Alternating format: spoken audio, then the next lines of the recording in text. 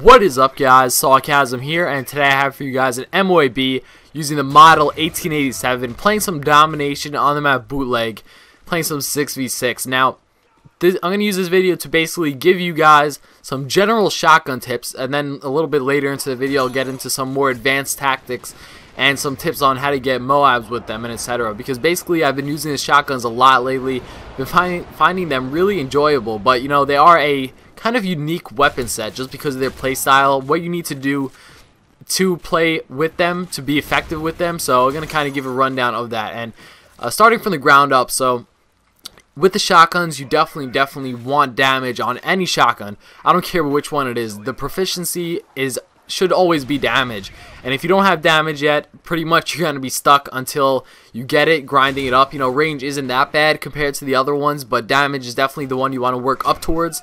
And if you don't have it, some good ways to level up shotguns are either hardcore, because you know, before you get the damage proficiency, you're not going to be that reliable, and you're not going to be able to consistently get one-shot kills, even at close range sometimes with the shotguns, just because they're not very consistent without damage. So, you know, hardcore still gives you that consistency. It lets you kill in one shot pretty much the majority of the time, and I'll definitely recommend running support in hardcore with this strategy, and you'll be able to level up really fast, not only your gun, but if you're running support, then you'll also level yourself up really fast. So you're killing two birds with one stone if you want to level up. But yeah, so once you finally get damage, and believe me, it is a long grind.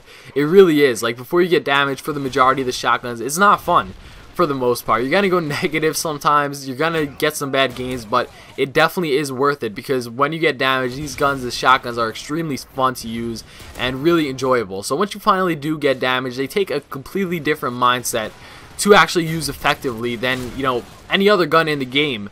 And basically, one thing that you really need to keep in mind is your map movement. You know, it's really important the way you move around the map, you maneuver around the map when using a shotgun, maybe more than other guns even, because with a shotgun, you're not going to be able to kill somebody at long range, and you pretty much have to be, you know, within a few feet, or a few yards rather, within the enemy. I really don't understand how people judge distances in like a game. Like, is there a scale or something?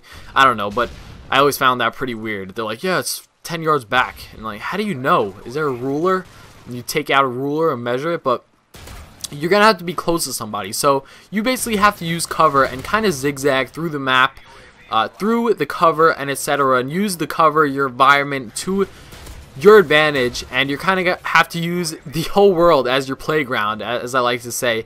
And basically what this means, you're going to have to use every piece of cover to your advantage in order to do this, because you have to constantly be in close quarter areas of the map, and at the same time you want to avoid the long areas of the map, the long line of sights and etc., because those are the areas that you're not going to be able to retaliate. If somebody does shoot you or they get a good clean sight on you, you're pretty much going to be dead every single time. Now, the MP9 secondary is a good backup, and it does compensate for the long range engagement sometimes, but you know, it's not 100% reliable as, say, an assault rifle. You know, somebody with an assault rifle who's already prepared for you is most likely going to be able to win a gunfight against you if you have an MP9 at, say, long range. So I definitely wouldn't recommend, like, you know, attempting to use it as a strictly long-range weapon, but I think I pick up my MOAB right about here, and then I die straight after, so that was pretty lucky.